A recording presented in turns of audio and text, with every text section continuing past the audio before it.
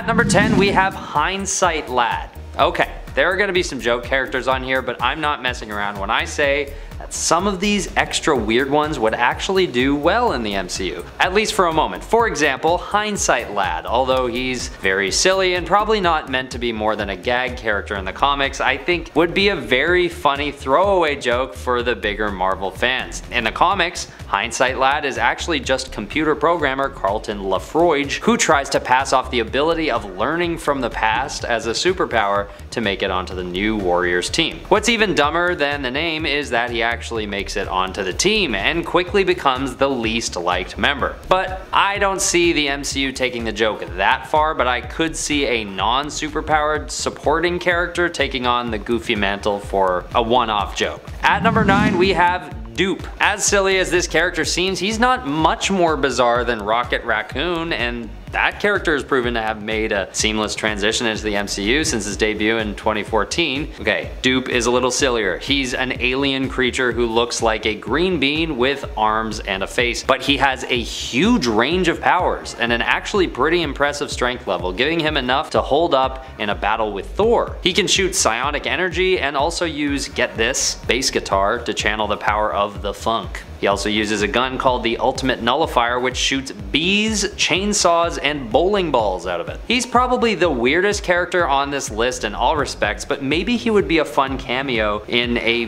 battle set in space in an upcoming movie, or maybe just somewhere in the background for a second. Once again, I really think this character should only exist as a fun moment and not by any means be featured in any front-running role. I don't want to watch the MCU destroy their legacy any more than the next guy. At number 8, we have Phone Ranger. Okay, it's getting hard to keep up this charade that I actually want these characters woven into the MCU in any major way. I think it's fair to say that any of these heroes so far would be funny to see briefly just for the meme of it, but I don't want to pretend I'd actually want a Phone Ranger series or even a scene with him any longer than 2 minutes. Because this hero is literally a phone repairman with a mini spaceship. After an average phone repairman named A.G. Bell discovers a tiny ship trapped in one of the phones he's repairing, he gains access to every communication system in the world. This isn't the most compelling power set or origin story, but I don't know, maybe we could even just see an homage to this weird superhero when Ant-Man flies a tiny ship out of a telephone speaker or something, I don't know. Number 7. Iron Man Exiles. I think we can all agree that evil Tony Stark Iron Man is a great concept. He has a mindset and personality that lends itself so well to that kind of character. Then we throw in his intelligence, ingenuity, and weapons, and that's an incredibly powerful villain. There have been many iterations of an evil Tony Stark, but my favorite is the one from Exiles. It's honestly just the story of how he became the Emperor for life of the entire world. Anthony Stark from Earth 42777 is not bound by any concepts of morality, but he isn't outright evil.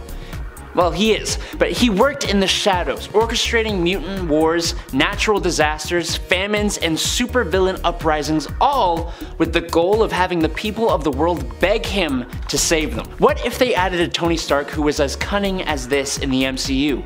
Maybe pretending to be there to help? Or maybe he'd come in wearing that cape of Dr. Doom and just start wrecking stuff.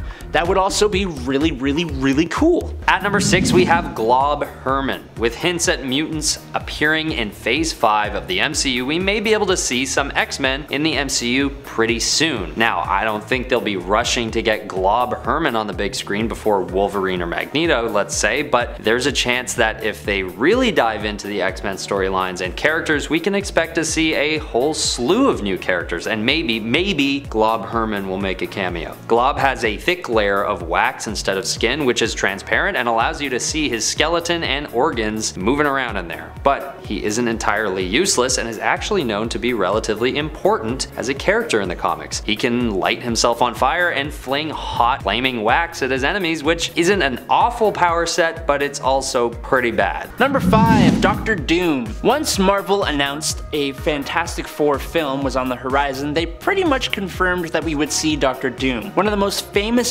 supervillains in Marvel's lineup. It's incredibly unlikely that they'd leave him out of the new adaptation. Although Doctor Doom was introduced as a Fantastic Four foe, he has the resources and power, both magical and technological, to take on the current MCU Avengers, easily. We can also easily see Earth's mightiest heroes meeting the MCU's Doom within the next few years. There's even the possibility of Doom becoming the next big bad of the MCU. Kevin Feige has been dropping some not so subtle hints about the possibility of Secret Wars taking place within the MCU, and no matter which version they adapt, Doctor Doom is a crucial character in all those stories. Personally, I hope it's the 2015 version, as we have already heard mention of the incursions from Reed Richards, and with the sacred timeline going into complete upheaval, it's possible that could be an incursion starting event. Just give me God Emperor Doom already! At number 4 is Squirrel Girl. Probably the most competent member of the Great Lakes Avengers, Squirrel Girl actually has a decent chance to appear in some iteration in a future MCU project. At first glance, she seems like a pretty silly character sporting a big furry squirrel tail and ears, but she actually has a pretty decent power set on top of it, including super strength, night vision, a healing factor, and superhuman leaping. She's also adept with computers and communications, so even if we don't see her on the battlefield, it's possible she appears in the control room of some S.H.I.E.L.D. operation at some point. I don't know, Squirrel Girl is a cult favorite, and out of all the weird characters on this list, she's probably one of the most respected out of all of them. Number 3.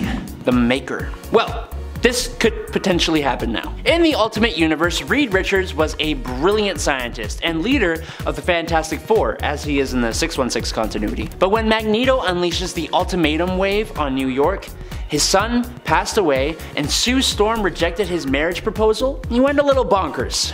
He blew up his family home along with his parents and faked his own delifing. He then planned attacks on some major buildings and Peter Parker's home, which is just rude. The heroes found him, beat him, disfigured him, and left him floating in the negative zone. It's pretty rough. It's here he decided that maybe this Earth kinda sucks.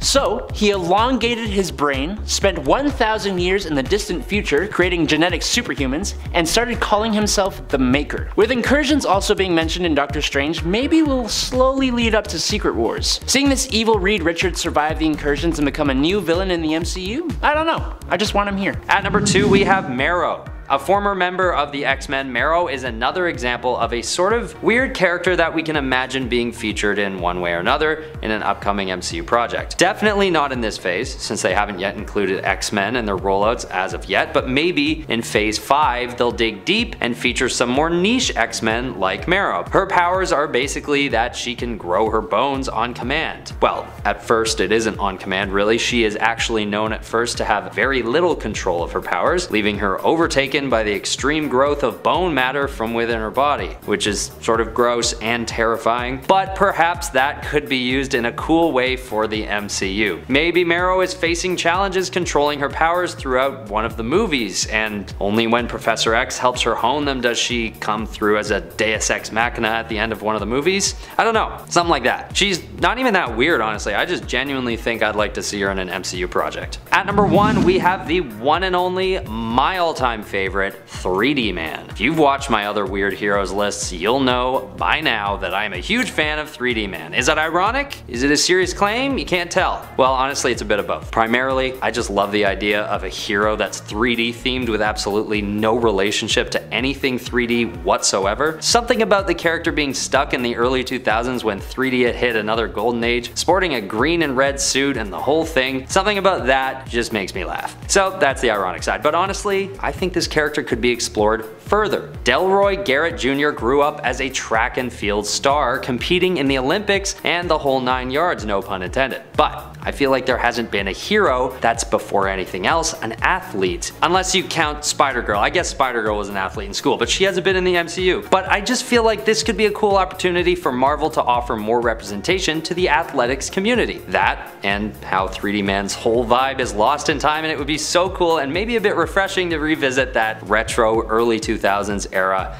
at some point on the big or small screen. Number 10. The Thunderbolts. There is a time in the comics where it looked like Earth had lost most of its heroes, and Baron Zemo saw this lull as the perfect time to organize a super team of his own. Although his crew, composed mostly of villains, pretended to be a force for good, they originally had evil intentions. The MCU Zemo, played by Daniel Bruhl, definitely has the intelligence and financial resources to pull together a Thunderbolts crew. Daniel Bruhl's Zemo has already been portrayed in a more sympathetic light in 2021's The Falcon and the Winter Soldier, and the Thunderbolts movie may see him continue to seek redemption for his past by spearheading a team of would-be heroes, or anti-heroes, or even possibly villains. It's also been shown that Julia Louis-Dreyfus Contessa Valentina Allegra de Fontaine is a major character in the movie. We've seen Contessa appear in several Phase 4 post-credit scenes already, recruiting characters like Florence Pugh's Yelena Belova and Wyatt Russell's John Walker to her mysterious cause. Contessa may be forming the Thunderbolts in response to the dissolution of the Avengers, but given the character's often treacherous nature in the comics, it's easy to imagine Contessa doing something villainous. I'm just imagining an eventual team-on-team fight like in Civil War, instead of just having another big bad. Number 9. Nightmare. Originally hailing from the dream dimension, the demon known as Nightmare can imprison a being's astral form and torment them. There have been several hints of Nightmare lurking in the background. On Loki, Mobius appears to make reference to the villain's name, and although Marvel's Agents of S.H.I.E.L.D. might not be canon, it definitely introduced the concept of a dream dimension. Doctor Strange and the Multiverse of Madness made a statement about how dreams were actually visions into alternate universe versions of yourself, and with dreams comes nightmares. Imagine if Nightmare had been manipulating the dreams of someone like the Scarlet Witch to make her go a little bonkers. Nightmare is one of Doctor Strange's oldest foes, and it makes sense that he would show up, but I'm not entirely convinced he would be an Avengers level threat. Number 8. Mephisto. On that note, the Marvel Cinematic Universe does feel like it's preparing itself to embrace the darker elements of its comic book counterparts, with projects such as Doctor Strange and the Multiverse of Madness and Moon Knight out and about, and Blade on the way with the Black Knight semi-introduced, not to mention the Dweller in Darkness and Shang-Chi. The MCU is getting a darker side, and what's darker than some demons? And if we're talking demons, why not start with one a few of us thought was going to be showing up in the Loki show? Mephisto is the perfect villain to anchor that hell on earth conflict that seems to be coming for Doctor Strange and the other characters who also happen to be a part of the Midnight Suns, a team of mystically powered occult fighters. It would be a unique villain for the Avengers, or maybe an MCU Midnight Suns team to face. At number 7, we have Grasshopper. This guy is known as a bit of a loser in the comics, having been killed off a handful of times in pretty embarrassing ways. But despite this, and despite the fact that he's based on a much less cool insect than Spider-Man, I think he has some potential. Even if he's kept as a sort of B character, I think he could fit into the MCU in some weird way. I think his costume isn't badly designed, and well, that's kind of it. I think he could do for a modernization upgrade, but maybe one of the Marvel heroes' out of touch parents could take on the mantle for a bit, or an annoying older brother or something like that. He only joins the Great Lakes Avengers in the comics, so maybe in the future an MCU version of the Young Avengers could come across the GLA and we can catch a glimpse of Grasshopper. Number 6. Kang the Conqueror. Jonathan Majors will portray the notable villain of Kang the Conqueror in Ant-Man and the Wasp: Quantumania for the first time outside of the Loki series. But there's no way a villain of this threat level will stop there. Kang's advanced tech, large intellect, and ability to time travel means he can make intricate plans to attack enemies before they even know what hit them. One great story for the MCU to draw upon is Kang War. Now, many fans wondered why the Avengers did not simply go back in time and de-life Thanos as a baby in Avengers Endgame, as kind of a joke, but this story follows up on that idea, but with a villain that can combat it. Kang's retaliation by going around attacking baby versions of the Avengers and erasing them from existence is an even darker version of the blip. Sam Wilson, Jane Foster, Peter Parker, and the daughter of Hank Pym and Vision are all members of the current Avengers roster and all play a part in the story. In addition to new faces we know are coming, like the Black Knight. Not only do the heroes match up, but it also provides an epic and compelling story about Kang, properly demonstrating the power that Kang wields while showing his influence on history. Number 5. Any of the 1 million BC Avengers. Just like the Western Moon Knight, this team is just from a different time period. But they are different enough to be variants, and cool enough to be MCU worthy. Look, 1 million years ago was not a time when humans were what they are today. We were just starting to use tools and make fire. And this is a comic book, so just don't be too cynical. All you need to know is that this is an ancient compiling of cosmic and magical heroes. The first, a mutant by the name of Firehair, was the avatar for the Phoenix Force, and after she nearly destroyed the planet, she made a team to protect the world from threats like her. Alongside Odin Borson, they created a team consisting of the half-god Sorcerer Supreme Agamotto, Black Panther of the Panther Tribe, the Woolly Mammoth riding Ghost Rider, Fan Fei the Iron Fist, and Vin, a prehistoric man who became the Star Brand and looks a hell of a lot like the Hulk. Literally any one of these guys, or even the whole team showing up in a flashback or something, would make me giggle like a little schoolgirl in excitement.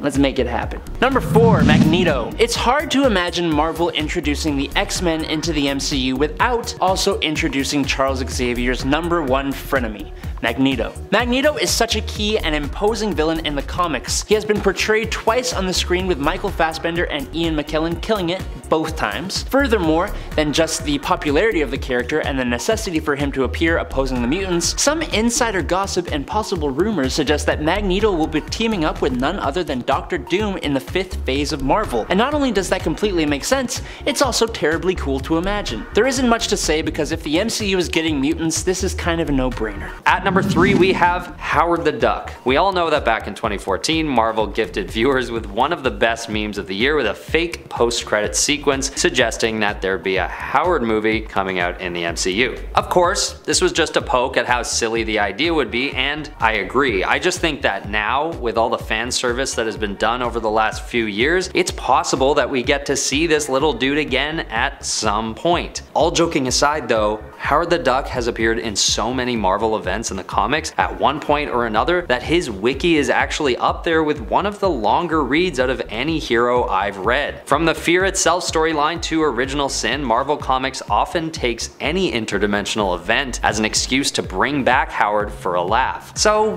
why wouldn't they continue to do so in the MCU? I bet the Guardians of the Galaxy post-credit scene wasn't the last we'll see of this very serious detective. And the 1986 feature film with a 14% on Rotten Tomatoes does not count. Number 2, Apocalypse. When we were talking about Kang, we talked about how he traveled through history. Well, speaking of characters who had roles in history, one of Kang's time-displaced alternates is called Rama-Tut, who was a pharaoh in ancient Egypt, and he had a bit of a backstory that involved another major villain, the ancient proto-mutant Apocalypse. More than his connection to Kang and the mutants, Apocalypse is also empowered with ancient celestial technology, and the Celestials have had more than a few mentions throughout the MCU, with a major role in the Eternals movie. Also, this major villain is arguably as powerful, if not possibly more powerful than Thanos in different ways. Actually, speaking of Thanos, Apocalypse may be a bit too much like the Big Chin in terms of stature and the fact that he has his Horsemen of the Apocalypse like Thanos has the Black Order, but he has so much more to offer than that. I also think we gotta get a live-action redemption for this villain after the kind of bad Age of Apocalypse X-Men movie from 2016, but that's just my opinion. Number 1, The Beyonder. The original Secret Wars series, initiated by Marvel Comics in the 80s, was spearheaded by a cosmic entity known as the Beyonder, who observed the multiversal heroes and villains and, wishing to know more about human nature and conflict, transported them to an alternate world he created known as Battle World, made out of a mishmash of parts of Earth and other planets in the galaxy. The Beyonder brought together Marvel superheroes and villains onto this world, such as the Avengers, the Fantastic Four, the X-Men, and Spider-Man, including antagonists Dr. Octopus, Kang the Conqueror, and most importantly, Molecule Man and Dr. Doom. The threat of multiversal incursions that played a large part in the 2015 Secret Wars has already been established in 2022's Doctor Strange in the Multiverse of Madness, and we can strongly suspect Dr. Doom will be introduced very soon. After Thanos, the MCU needs a main villain with another more original motive. The Beyonder's desire to understand human nature allows for interesting narrative possibilities and philosophical discussions. Why conflict is inevitable, why people always want to achieve something more, and why imperfection makes life worth living are some of the themes the culmination of the MCU's Phase 5 could tackle. Not to mention, Beyonder is leagues and bounds beyond the power of Thanos. Number 10. Western Moon Knight. While technically a part of the 616 continuity, this variant of Moon Knight is from Silver Gulch, Utah, back in the Old West. As such, he wields 2 old-timey revolvers on his hips, often challenges other godly avatars to shootouts, and has one heck of a sweet western costume. His spurs go jingle-jangle from altercation to altercation, from the Sun King of the Old West to the time-traveling Kang the Conqueror. I can't help but think how much fun it would be just to have Moon Knight show up with a cowboy hat and a gunslinger attitude, and have him interact with the modern-time Mark Spector, or even with other members of the MCU. This version of the character first appeared in Moon Knight number 190 in December 2017, and unfortunately met his end at the hands of Kang just 2 years later in 2019. But any western version of a character is a yes from me. Number 9. Spiders-Man. Switching from the Old West to my nightmares, we have Spiders-Man. You see, Spider-Man normally gets his powers when he is bitten by a radioactive spider. That's how it goes. But in the universe of Earth 11580, when Peter goes to Max Modell's state-of-the-art Horizon Labs with Gwen Stacy, it is a whole colony of radioactive spiders that Peter is bitten by. Bitten multiple times.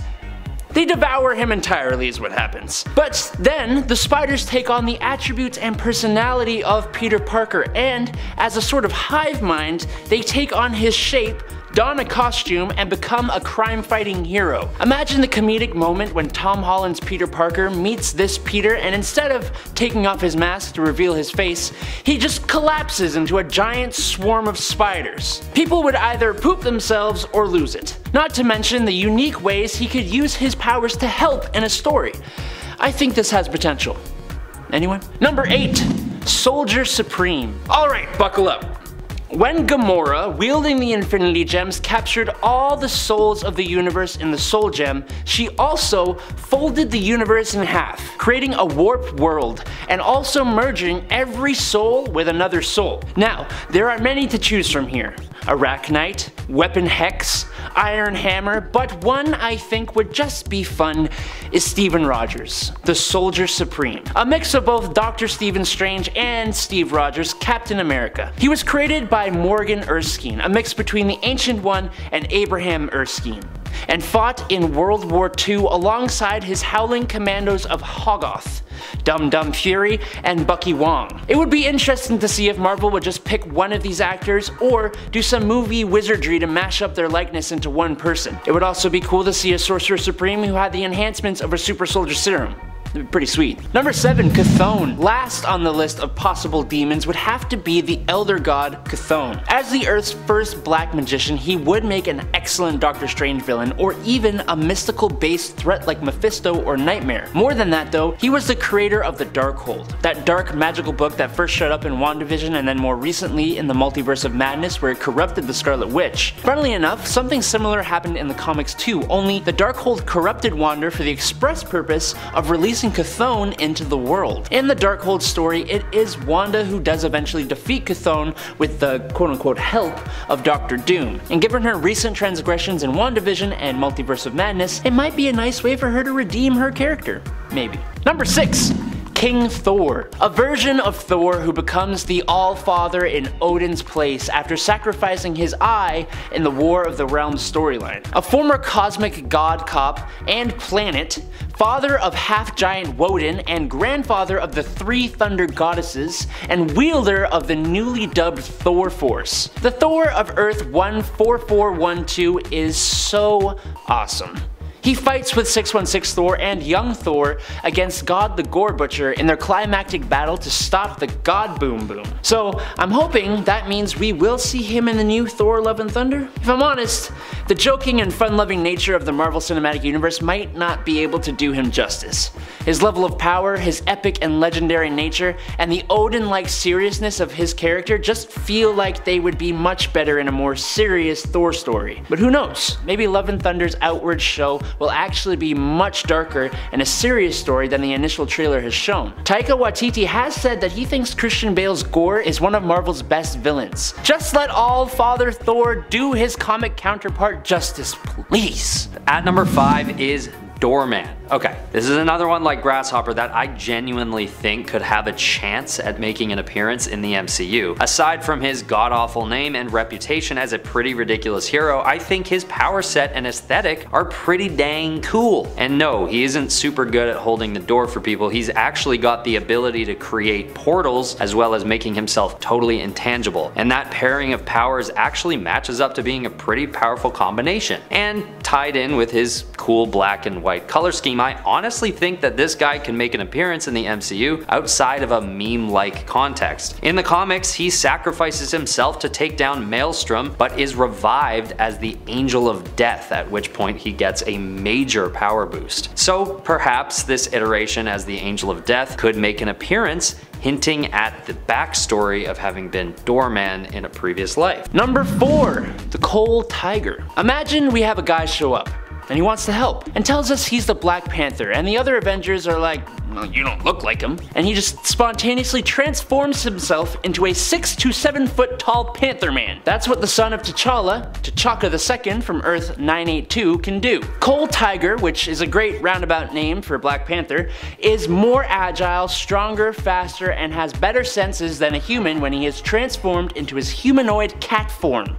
Like a were-panther. I think it would honestly make a great concept and hilarious MCU moment when you realize someone out there is a Black Panther who is literally a Black Panther, if that makes sense. T'Chaka II is part of the Avengers on the What If world Earth 982, MC2, or the Age of Heroes, where everything happens 15 years earlier, meaning all the heroes from the 616 continuity are older, retired, and grown up with new teams having taken over the place of the old ones. It's an interesting take on an alternate reality. Number 3. Galactus. In Eternals, we learn that unborn Celestials are planted inside planets across the universe waiting for intelligent life to reach a point in which those Celestials can use that energy to be born, destroy said planet, and begin creating another sun that will power another galaxy in the place of the one destroyed. Being an ancient universe entity, Galactus is an all-powerful cosmic being that acts as a balance of power in the current universe. He does this by devouring planets throughout the cosmos as a source of energy to stay alive. It is more likely than not that Arishem the Judge, a Celestial, considers the death of a baby Celestial as a punishable offense. Galactus could be in the MCU as a tool the Celestials use to devour planets. Galactus often prides himself as a force of balance in the universe, and with Earth being such a powerhouse planet in the cosmos, its failed emergence is likely to upset the balance of things. Or, what if Galactus was actually hunting planets with the immense amount of energy a celestial seed would provide? This cosmic being is known for having a huge appetite that can only be satisfied by consuming the energy of planets. With certain planets, including Earth, hosting a celestial seed inside of them, a Herald of Galactus could view it as a great source of energy to keep Galactus fed. And that's not even mentioning the Fantastic Four. They're also famous for doing battle with Galactus. He also shares a connection with another famous Marvel character. There are lots of reasons he could show up. Number 2. Maestro. The Incredible Hulk is one of, if not the, mightiest of Avengers. So, when he is evil, there is not much that can stop him. In a far distant future, after a nuclear conflict scorches the Earth, the Hulk has become a tyrannical ruler. He has twice the strength of his savage self, with all the same intelligence of the genius Bruce Banner, but years of exposure to radiation has made him sinister and villainous. He is the Maestro, and he is pretty damn scary. Thinking how Marvel would implement him is the harder part. Maybe it could be closer to the Hulk Future Imperfect story that he comes from, with Hulk being teleported to the Earth 9200 and being completely outmatched by Maestro. We haven't really gotten a Hulk solo film since the Edward Norton Incredible Hulk, and there are so many different storylines to choose from. With the multiverse opening up, we are bound to see some alternate Hulks. How has the strongest member of the Avengers not shown up more? Seems like a cop-out to me. Number 1. Miles Morales. Born to African-American father and a Puerto Rican mother, Miles Morales of the 1610 universe was bitten by the Oz-enhanced spider that caused him to pass out and foam at the mouth. When he awoke, he discovered he had powers. He would go on to become the next Spider-Man of the Ultimate Universe, and people love him. I remember seeing the very first MCU Spider-Man and just kinda hoping for any mention of Miles. We get a little something, but it wasn't enough. I honestly think Miles should enter the MCU as a mainstay character, with Peter as his teacher and friend or something like that. Maybe now that he has finally grown into the more adult Peter living out on his own, maybe it'll take a bit longer, but it's gonna happen sooner or later. too many people know and love this character. I mean, people associate him with the Spider-Man name more and more. Most don't even know he's from an alternate universe. He's an awesome Spider-Man and is more than unique enough to enter into the MCU as his own character.